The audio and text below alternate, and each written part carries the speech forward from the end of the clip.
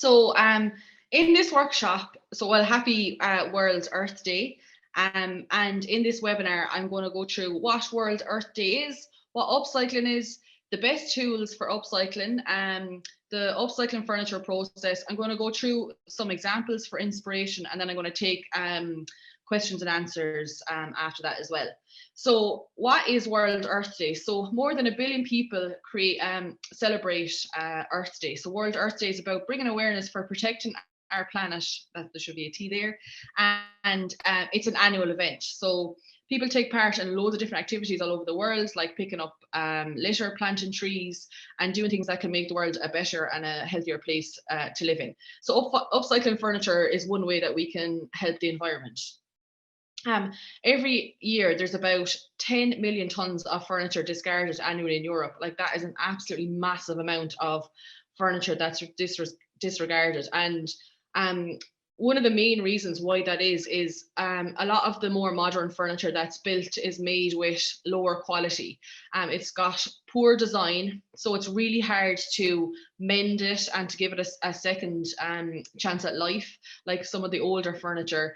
Like some of the newer stuff as well is made with like really cheap metals that's impossible to mend and give another new lease of life to. So there's a lot of obstacles still in like the environment, and upcycling furniture is a great way to kind of bring the old furniture back to life. So just a brief introduction to who I am. So I've been upcycling for over 11 years.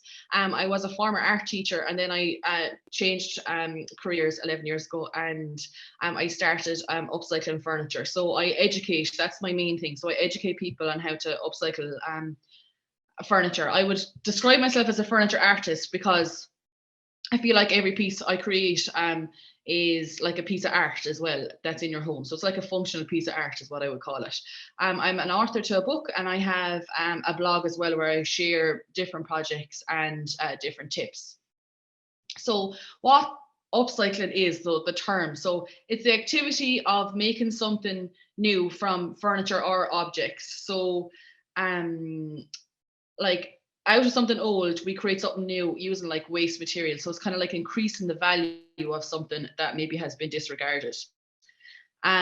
So there's a big difference between upcycling and restoration. So, and they get confused quite a lot. So upcycling is taking something old, unneeded, and wanted, giving a whole new lease of life and a new function sometimes as well. Whereas restoring is really bringing an old piece back to its original condition. So taking something, maybe stripping down the stain or varnish that's on it and putting that straight back into the piece. Like, it's not adding paint or changing the hardware or anything like that. It's really about bringing it back to its original condition. So they're two very different things. So upcycling furniture. So we're going to look at like what we can upcycle, what paints do we need, and what tools do we need to do that process. So there's 4 steps in upcycling furniture, and like a lot of people will ask me like how would I upcycle wood or teak or oak or something, but all the process is the exact same for a whole different range of surfaces. So I'm going to go through the tools that you need first. And when I look at tools, I'm really trying to look at tools that are also sustainable and good for the environment as well. So I'm going to go through the ones, my favorite ones that I use all the time. So the Eco Easy paint tray that you can see here, that is a paint tray, and it's almost like an egg carton. So when you pour your paint in and you use it, you scoop out like your last little bit of paint, and it hardens in on the paint tray, and then it becomes more durable. And then like the next time you go to paint, you don't have to wash it out or anything. You're just again pouring in the paint onto like dried paint, and you can use it like loads of times. I have one that I use a lot. I've used it for, I'd say, about 30 projects at this stage, and it's still going. And it's only $2.80 as well. So it's really good price point. It's really good for the environment because I'm not using water to wash it out all the time, and I'm going to get way more last out of it because as the projects go on, the more durable the paint tray gets. So One of my favorite tools as well to use is the Two Fussy Blokes rollers. So if you're into upcycling or anything like that, you've probably heard of these before. Like, they're everywhere online, and they're everywhere for a really good reason. They are like really, they give kind of like almost like a sprayed like finish. They're really nice to use. They're easy to clean. And one of the major things that I was attracted to about this brand is the packaging. So if you walk into like a paint shop, like, there will be, all the rollers will be in big massive plastic packaging, like, just to protect the roller, whereas the Two Fussy Blokes have this lovely like cardboard box that's recyclable. So that's really kind of in their ethics as well, to make sure everything is sustainable. But even that, like, without that, their rollers are really, really good. They're one of my favorites. Then brushes wise, would be the best, I think, quality brushes for the price point is the Harris brushes. There's a pack of 5, and they're synthetic fiber, so they wash really well. And when you're painting, they give a really nice smooth finish onto your piece as well. So they're coming in with the 5 different brushes. There's 3 different sizes. So if you got this pack of brush, there wouldn't be anything that you wouldn't be able to paint, because there's a brush for kind of every kind of surface, and they're really good. Depends on where you're buying them. They're about €5 to €9, which is good for a pack of 5 brushes. And then you need to clean down your piece of furniture as well, and sugar soap. So again, it depends where you buy it, but the sugar soap that I would get, like, for €2 seems fine. But you can get different brands that could go up to maybe €6 or €7, just depending on the brand. But sugar soap is kind of, you need sugar soap to clean down any piece of furniture before you start. And then you need a good primer. So there's loads of different paint brands, and I'm going to go through paint brands as well, but there's loads of different paint brands that will tell you don't need to prime. But no matter what paint you're using, priming is one of the most key steps for durability on your piece of furniture. So it's going to make your piece of furniture last longer. So if you're going to put any effort into painting a piece of furniture, like, if you prime it, you're just going to get more time out of it, and it makes more sense to prime it. So Colour Trend is just a primer that I would use a lot, and Colour Trend satin paint as well. Satin based paint is usually what I go for, because matte paint is very can get stained really easily. If there's any oil residue on your hands and you touch anything, it transfers onto the matte paint. It's kind of hard to clean. And even though I do love the look of matte, I would prefer a matte finish. It's not durable enough for me, like, furniture wise. It's perfect on the walls, but furniture wise, it's not durable. I want to be able to clean it down and use it, and be able to withstand everyday life. I don't want it to be dirty, like, in a short space of time, and then I'm not being able to clean it, like. So satin based paint is what I would go for. And a litre of satin paint would be about from €25 to about 35 would be, like, kind of the average cost of a litre of paint. You'll also need a sanding block as well to sand down your surface. Again, the price varies a lot. Sometimes they might come with a piece of cardboard, and that might be the only difference, like branding around the sanding block. And that could be like €4, but the exact same sanding block might be one without that. So just kind of have a look around. I always find like building supply stores will have better prices for most things, or your local hardware shop as well will kind of have better prices.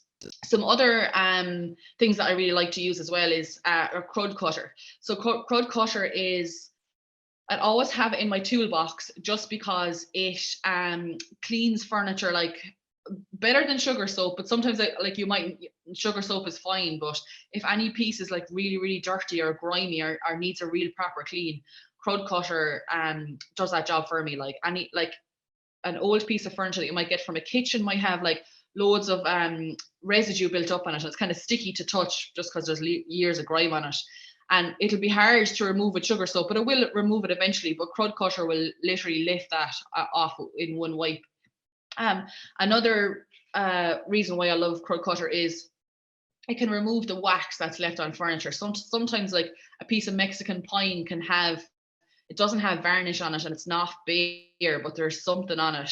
And that's usually a wax, and a wax will block any primer or anything like that. So you need to remove the wax first. So crud cutter, if you spray it down and wipe it, it can remove the wax. White spirits will also remove the wax as well, but I prefer using this. It's not as strong smelling as white spirits.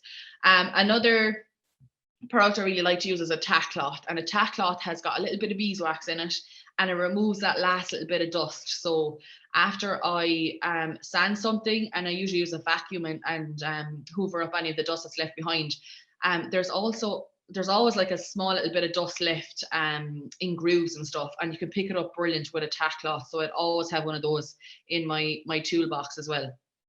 A roller handle. The Two Fussy Blokes have a really nice roller handle. It's wooden, it's really comfortable to use, and you can get the set where you get the two different types of rollers, so it's kind of a nice way to try them out. And then there's frog tape as well. So frog tape is a painter's tape. It's really, really good. It's probably my favorite painter's tape. There's loads of different types. And unlike masking tape, like masking tape might cost you €2 a roll, but it can like leave residue of the glue behind after it. When you paint on top of it and you peel back the tape, the paint is after seeping into the tape, so you're kind of left with a jaggedy line, which we don't want. And it can also, masking tape can also like pull off the tape on the paint underneath the surface. So even though masking tape is really inexpensive, it's a nightmare to use when you're painting. So this painter's tape really like solves loads of those problems. It gives you sharp lines, it doesn't leave any residue behind, and it will not take the paint off the surface as well. So I absolutely love it for painting furniture. Like it's great to like paint off drawer edges and stuff like that, tape off drawer edges. Then paint stripper. So there's loads of the products that have come out now are like, the technology is amazing, but the paint stripper that you can get now, this is one of the best eco ones I've used. There's a few different eco ones on the market, and they don't seem to compare as well to this one. So this one is the brand is Home Strip, and I can only seem to find it in B&Q, but it's eco-friendly. So it's perfect to use at home when you're doing a home project. It doesn't even though it smells like that old paint stripper smell, it's not as empowering as it was. There's no toxins in it. It's pet friendly. It's water-based. There's no BOCs. Like it's really, really good, and it works just as well as the old like paint stripper that we kind of wouldn't be familiar with. So you don't need ventilation either, so that's perfect for when we're working at home, like in a project, on a project. So it's ideal for that. So the tips I would use for when you're using this paint stripper, so always make sure you read the instructions. So all the different paint strippers have all different ways of removing whatever surface you're trying to remove, whatever painted surface you're trying to remove.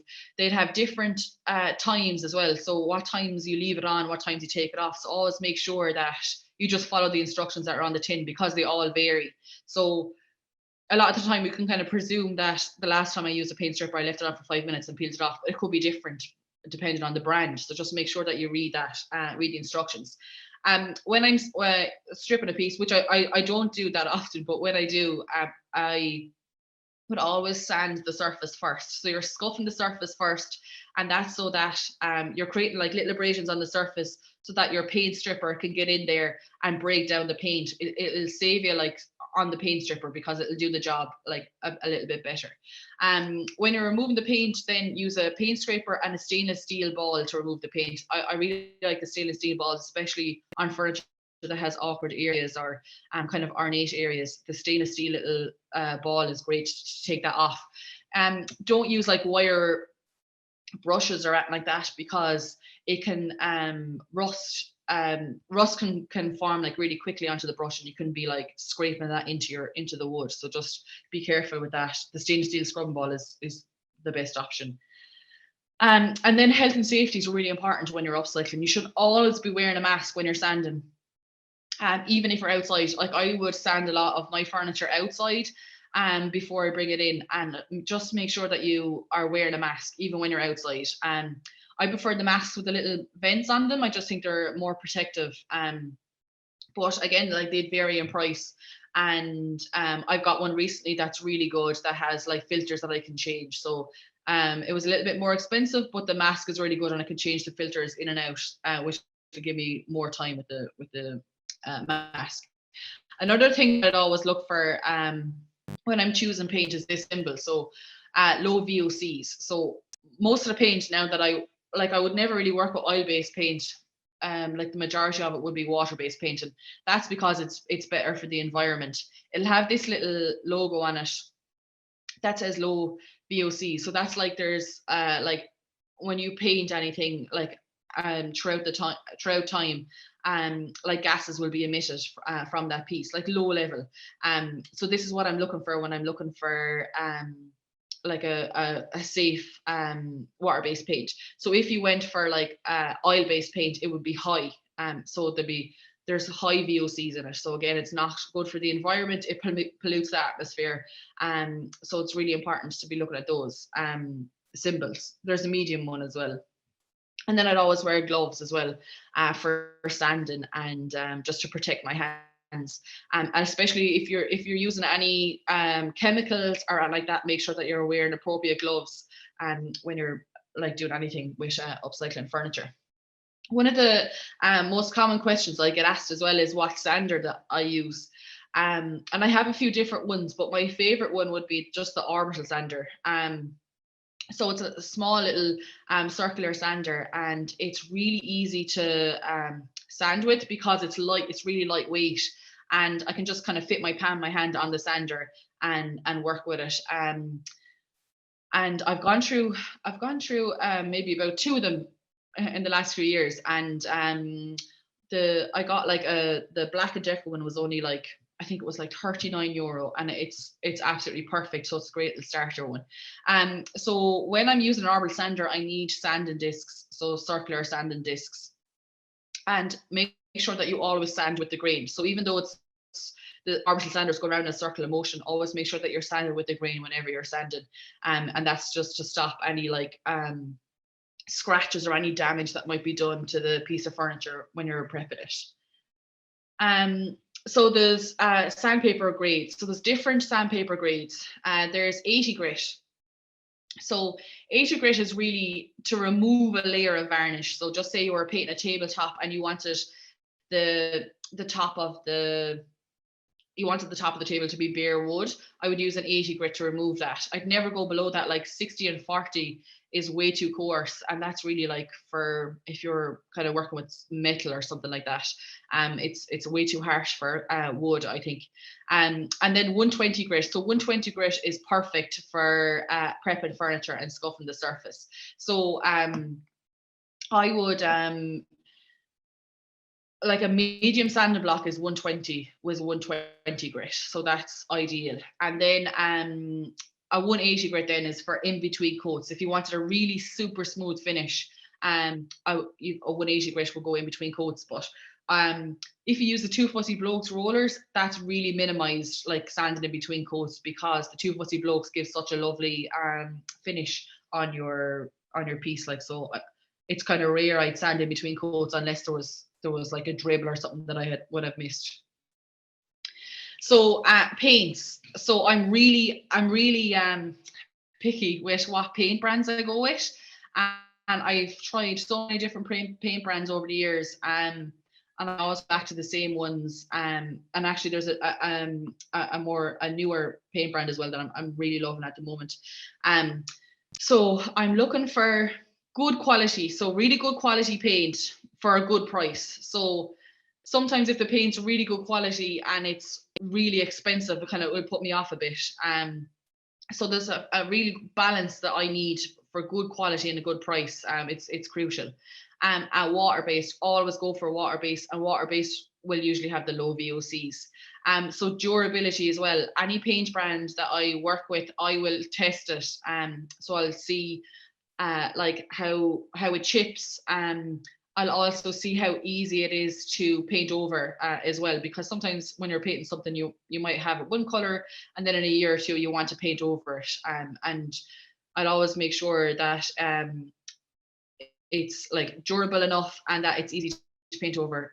Just because I would change my mind a lot with colors. So And then how easy it is to use. So how nice it is to use when you're painting. So usually really cheap brands of paint are not that nice to use when you're painting. So you might spend, let's say, €15 on a tin of paint, and it like dribbles, like when you're painting, the dribbles are really, really high.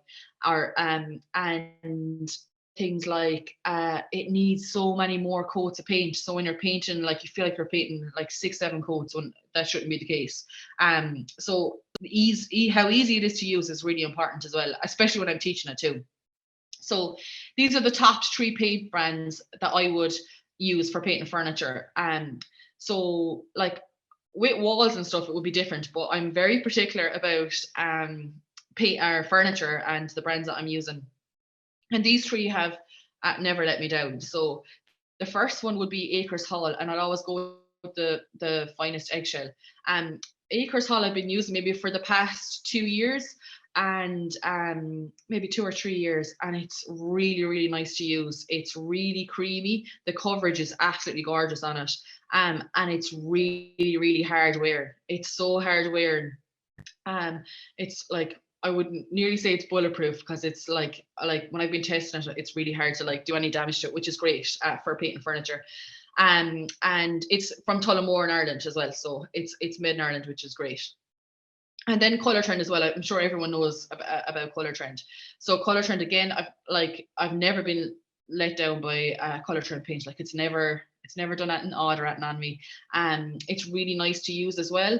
And I love locally there's a shop that will mix any color you want, and there's thousands and thousands of colors as well. Like, so usually like the paint collections are kind of limited, but if you ask that, you should be like a color deck behind the counter, and there's like way more colors to choose from. So I love that as well. And then Crown, I've been using Crown for years, like since I started as well, and again has never let me down. Really nice to use. Again, loads of different ranges of colors as well, which is perfect. So with these 3 paint brands, you can paint interior and exterior. So you can paint your project inside, but you can also paint a garden project outside. So that's what I love about it. So if you get like 1 litre of paint, like 1 litre will go such a long way. Like 1 litre will paint 6 kitchen chairs easy. Like with these brands, it will paint like a kitchen dresser easy, because the coverage is so good. That like you'll use less coats of paint. So they also do it's interior and exterior, but wood and metal as well. Again, this opens you up for doing garden projects too. So interior and exterior and wood and metal, you would use this paint and the same process that I'm going to show you in a minute. So step 1. Oh, actually, as well, if you have any questions, I'm going to answer them. I'm going to give about 10 minutes at the very end. So make sure that you pop in any questions that you have into the question box, and I'll get through them all, hopefully, at the very end. But step 1 is always to clean your piece of furniture first. I see loads of videos online of sanding first and then cleaning, but you need to clean first, because if we don't clean first, when you're sanded, if you sand it first, it can really like clog up your sandpaper really, really quickly, and you're going through sandpaper a lot more quickly than you would if you cleaned it first.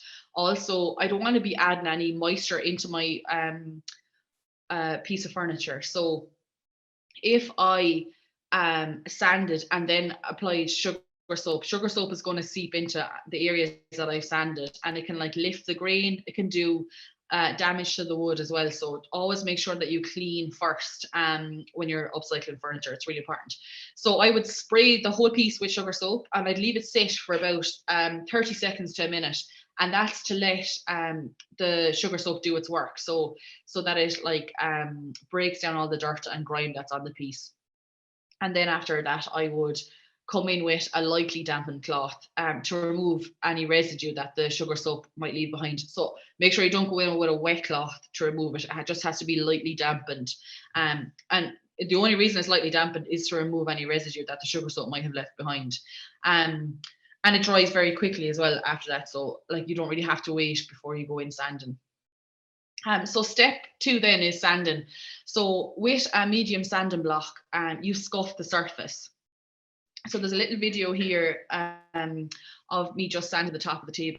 So always see the direction of the grain there. So you just go with the direction of the grain. So don't go in a circular motion, because that can cause scratches and stuff. But around the edges here, like, it's kind of ornate. And if it was a spool or anything like that, it's very hard to go with the grain on that stage. So just make sure that you're sanding it any way you can for those awkward areas. But like, that's all the sanding that tabletop needs. So you don't have to remove any of the surface that, or any of the varnish, let's say, or like that's on the piece. You just have to give it a scuff.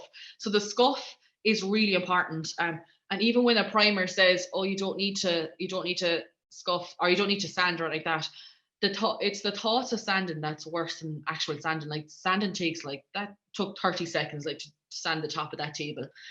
And what it does is, the sanding like creates like little abrasions on the surface, and then that's what your primer clings onto, and that's what makes it really durable. So that's what gives you your durability. So I will sand all the surface of a piece of furniture. So if that's a tabletop, and if there's legs, I just sand the legs. Try and go in the direction in the grain where possible. And then you have to remove all the dust from the surface. So a little brush attachment for your hoover is perfect to give it a quick hoover to get rid of most of the dust as quickly as you can. If you don't have those little brush attachments, they're really easy to find online. If you just put in the model number of your hoover, they're really easy to find. And if you don't have that, a really big fence brush is great for like knocking back as much of the off the dust as you can. And yeah, just make sure as well that you like sand the surface, so, or remove the dust from the surface. So hoover all the dust that's on the table you're working on as well, because if you leave down your brush, you're going to pick up all the dust, and you're going to be putting it back in to your piece. So you just want to make sure when you're sanding that you're sanding all the area around it as well. Also, that's the little brush attachment that I have for the hoover to remove dust. It's great. And then any dust that's left over, I'll go in with one of those tack cloths. So you can buy tack cloths. I think it's either a pack of 5 or a pack of 10, but one tack cloth might do about 10 projects, like, so you get a bit more out of it. So how to prime different surfaces. So I get asked this question all the time. Like, I have an oak piece, I have a mahogany piece, but it's all the exact same process. So for oak, pine, and teak, it's the same process. And for veneer, IKEA furniture, and something that's like heavily coated or painted, again, we're cleaning, sanding, and then we're going to prime. And then MDF, like raw wood, like a sheet of MDF, I wouldn't be adding any moisture in on that to clean it. Like, if it's dirty, like a little bit of white spirits will get off any of the dirt. But if you put sugar soap in on like a bare MDF, it's going to soak in and cause wicked damage. That's probably the only thing that wouldn't go through the exact same process. And difficult surfaces in kitchens as well, it's the same process. So really good clean and sanding and then priming. So the same process, and just make sure you have the correct primer for the job as well. So there's different primers that do different things. Colour Turn Prime 2 is a really good primer because it does loads of, like, it does wood, metal, plastic. And every company will have a spec sheet on their website, and it'll kind of list what stuff it will coat. Like, I've painted tiles by cleaning, sanding, and using like Colour Trend Prime 2 on it, and they've been perfect. I've done it a few years ago, and they're still like the day I painted them. Well, maybe not like exactly the day I painted them, but they're close enough. So one of the main things is always to start off with a good primer. So I have the piece sanded, and I'm just going in to prime it. So if it was a table or a chair, I'd always turn it upside down first, and then I'd give it a coat of primer. Usually what I do is like all the awkward areas first with a brush, and then the larger surface areas then with a roller. So all nice light coats. It's really, a lot of the times we want to get the job done as quickly as we can, but we always kind of tend to put too much paint on for coverage. You're trying to block it in, but nice light coats of paint will kind of lock in the durability. But you're giving it enough time to dry. If it's too thick, it takes ages to dry, and I don't think it's good for the paint. It also kind of when you go in light instead of heavy, you don't have dribbles, you're not fighting with all those things like imperfections and stuff, because you've just given a nice light coat. So some colors as well would be like very high pigment, like yellow and red as well. Red is really high pigment color, so you can get the primer mixed. So even like black, if black is kind of on trend at the minute, but if you're painting something black and you have a white primer, like it's going to take you more coats of black to cover your after your priming. So you could get it mixed in a grey. So they'll mix the primers to whatever kind of color you're working on. With red paint as well, like you usually get like a pink primer. And I would use white or light grey for most projects, but with a high pigment, I'll get the primer mixed just because it'll save me time. I always tend to leave the priming overnight. I always leave it rest overnight, and just for durability. And every brand as well will have different drying times, so make sure that you're adhering to those as well. And then this is the most important thing you could do when you paint something. You have to test it to make sure that the primer has stuck, because if you just go and paint it and it starts chipping, like this is the time to catch any problems that might happen. But if you've cleaned it correctly and sanded it correctly, you should be fine. So after you've primed and it's dry, you go in with your finger and you literally try and scratch off the primer, and it shouldn't come off. It comes off. If it's coming off, there's a problem. Either you didn't clean it correctly, or it might need a little bit more sanding, and now is the time to do it before you go through the whole process of painting it and working on it. Because if the primer comes off on this stage and you paint it, the paint's going to come off as well. So you have to make sure that the primer is really stuck on like properly. So I always do a scratch test. I've been painting for 11 years. I will still do a scratch test on everything to make sure that it's sticking. And if it was like a table, I'll scratch the top, I'll scratch the sides, and I'll scratch the legs. And if there's an issue there, I can spot it at that stage. But even after 11 years, I still do it on every single piece. So it's really important. So then your step 4 then is your paint. So if you had any problems with your primer like that, now would be the time as well to sand off any like dribbles or anything like that. Like sometimes with a fresh brush, you might get one of the little bristles out. So just make sure that you take them out at this stage. So if you, with your primer, if you've sanded off anything, make sure that you're getting rid of those little bits with one of those tack cloths. Perfect for taking off any of the sanding bits that you might have done with the primer or with paint or anything like that. Again, I always start with paint all the awkward areas first, and then I paint the larger areas. That's just kind of a system I have, which just makes the whole process go faster. I'll give it one coat and I leave it dry. So try not over paint. So if you can see some of the primer still coming through on your first coat, it's okay, you'll get that on the second coat. And all those paints as well are self-leveling. Like, so when you paint, you might see a brush stroke when you're painting the piece, but as it dries, it'll level out, so you won't be left with the brush strokes, because when it's drying, it kind of levels out a bit. So, and then your second coat of paint. So it's really hard to like every color is different, like, but most colors it's only two coats of paint. If you have a poor quality paint, it could be 3 or 4 coats. So just make sure that if you're using a good quality paint, like it's 2 coats usually. You might need a little top up coat at the end. It won't be like a whole surface coat, but it might be like it might be a bit light on the corners or on the legs or something like that you can just tip up that area of. Like red, I always find I need a 3rd coat. Yellow, sometimes I need a full 3rd coat on yellow, because yellow is such a high pigment, it's very hard for coverage. Not mustard so much, but a bright yellow I find really hard for to get coverage with. And what I'd usually do is paint the whole piece completely white first, and then I'll just paint it yellow. It kind of saves me on coats.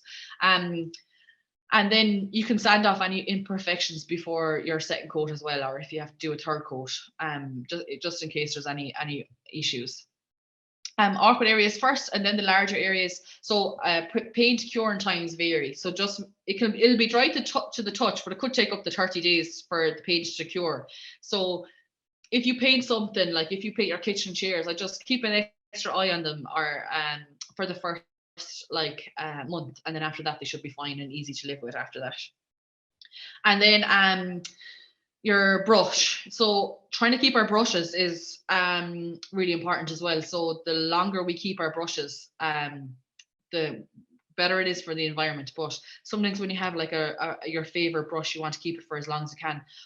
There was one brush I had when I started off. I had it for about 5 years, and actually the bristles had worn down so much it didn't look like the same brush. And I used to love that brush. But when you're washing your brushes, just make sure like let the water run clear when you're washing them.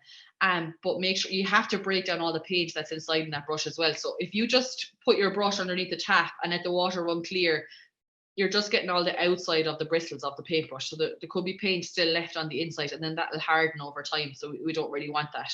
So some of the tools that are brilliant to help us with keeping our brushes is a metal brush comb. Like a normal brush comb doesn't really do it, but a metal brush comb is great. So I would let the water run clear, and then I would get my brush comb and I'd brush out the middle of the brush, and loads more paint will come out. You'll be surprised what else comes out. And there's a brush comb that you can get as well. So one side is a brush comb and the other side is curved, and that's for cleaning rollers. That's brilliant as well for cleaning rollers, because you can kind of double up. And then you can put a pea size of washing up liquid into your palm of your hand and lather it up and leave it sit. I was using washing up liquid for a good few years, but lately I've come across a really good product called Pretty Boy. They're on Instagram, and it's a paint conditioner and cleaner. So it's bringing back the nice newness of a brush. So sometimes after you use a brush like a good few times, it can start to really dry out. Like the bristles can be really, really dry. But this paint cleaner and conditioner is called Pretty Boy. It's really, really good. So I'd lather it up, put my brush in, I leave it sit for about 5 minutes, and then come back and rinse it off. And the brush feels like new again. That lovely softness comes back in. So that's a really good brand. Then you rinse it really well. So make sure when you're rinsing your brush that you keep your, like the picture there, the bristles are standing down, and if you put it up the other way, the water will be on the bristles and it'll soak down into your little metal part, and it can rot the wood on the handle, but it can also like break down the glue that's holding the bristles in place. So you don't want that if you want to keep your brushes lasting longer. So just make sure that you leave it dry like that, and when it's dry you can flip it around if you want, and it'll be standing up in your pots. Usually that's what I do. Just make sure that it's dry first. So there's a great little tip for reviving your brushes. So if you leave your brush out overnight, it's happened to us all, where maybe you're painting a project late at night, you leave your brush on the paint tin, and you come back the next morning and your brush is like rock hard, and you think it's gone. It's not gone. If you can get it in the first 24 hours, you're fine. So if you pop it into a jar with fabric conditioner, the fabric conditioner breaks down the paint and it softens it again. It's great. But you have to leave it soaking there for 24 hours. Apple cider vinegar will do this as well. It does not smell as nice as fabric conditioner. Fabric conditioner smells lovely. And then you rinse your brush again with a comb, and it's perfect again, and it also smells lovely. So just that's like one of my favorite tips. So I'm just going to go through some examples there as well. So we have a few minutes. When you're painting your own furniture, it's just endless. Like you can do any style you want. You can pull any room together by painting something, and it really like lifts the whole room. So the first little picture here is just of a small table with a small little simple painted rose on it. And gold leaf is a lovely kind of luxurious thing to add onto pieces. It's lovely on trims of tables and that. The middle piece then is kind of keeping wood, and like I printed onto this, but you can paint like a section or a little area. You don't have to paint the whole thing. This piece as well that I got was like, it was really it was like a glossy cream, the whole thing. So when I stripped it back, it was so nice. I didn't want to paint over, so that's why I kept it wood. And then the little rainbow piece as well, that was just a simple lock locker that I had, and I added the rainbows is wallpaper. So you can add wallpaper onto pieces as well to bring it all together. And then the 2 little kitchen chairs in the end. I did this for a customer a good few years ago, and they had the chairs for like 50 years or something like that. They had them in a house, so they were bringing them to a new house and they wanted to update them, like they inherited them. And like just a simple coat of paint, like without anything fancy on it as well, can be gorgeous. Like a little pillow to pop, can really like tie a look together, and you can kind of have a bit of fun as well, with colors when it's just a plain piece. And then the shell chair as well, on like just painting that pink, change it completely, and then like a nice vibrant background in a room as well. You don't have to go as bad with colors than I do. Then I'm just going to show you some other things as well, that you can upcycle in your house. Maybe that's not furniture. So, well, for drawers are furniture, but you can use inserts of drawers for shelves as well. It can be a really quirky way to display things. And sometimes, like if I got a piece of furniture, the drawers might be fine, the piece might be really damaged, and it's harder to kind of upcycle. So I would always have a load of drawers from pieces that maybe the out of the outside of it weren't in great condition, or maybe I modified them or I didn't need a drawer. So drawers are great, like for shelves. Another thing is jars. Like I keep jars, and I have a pantry where I have all my food in, and it's all in jars that I have used from something else. That's just an example of like even a nice little pretty label. Sometimes I paint the top of the lids as well, of the jars, just to they're like absolutely perfect. And then the polka dot piece as well was old furniture or old fabric that I got, and I added those spots onto it. So I just screen printed simple like neon pink spots onto it. So I'm taking old fabric and I can update it as well to give it a modern look as well. And then the last little picture is just a simple little milking stool that I use as a plant stand. I showed you this piece already, but on the right, but the other piece there with the sheepskin, I got that old sheepskin in a charity shop, and it was stained, and I washed it and it didn't come out. Like it was still really kind of grubby looking. So I dyed it, and I dyed it with a natural dye. It was like a bubblegum pink, and I just let it soak, and when I rinsed it off, it was just really, really nice. And I still have that chair. That's a few years ago now as well. So I just recovered the C-pad with the dyed sheepskin, which is perfect. And then just other examples of playing with color, and all of these actually have tape. So that frog tape that I talked about at the start is really, really like it's endless, the amount of projects that you can get from it, like stripes and geometric designs, and even cutting in lines, like doing that nice dipped look where maybe you have a chair that's you're keeping it wood, but the legs are dipped in another color. Like frog tape is perfect for knocking out that as well.